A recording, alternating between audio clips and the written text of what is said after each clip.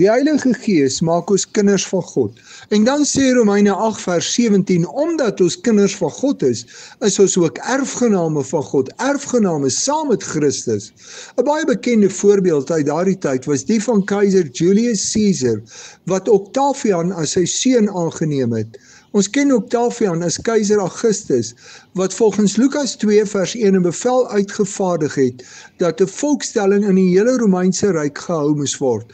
Omdat Octavian se pa 'n leier in Rome was, is sy seun ook as leier aanvaar en kon hy deel in Caesar se erfenis en keiser word.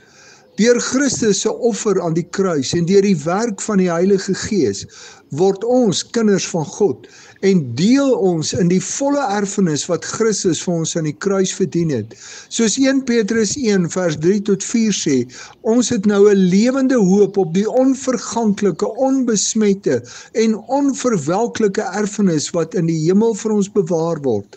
Om 'n kind van God te mag wees, vrye toegang tot God te hê en om Vader te mag noem en dan ook nog 'n erfenis in die hemel te hê wat op ons wag, is vir my baie groot. Dit verander my lewe.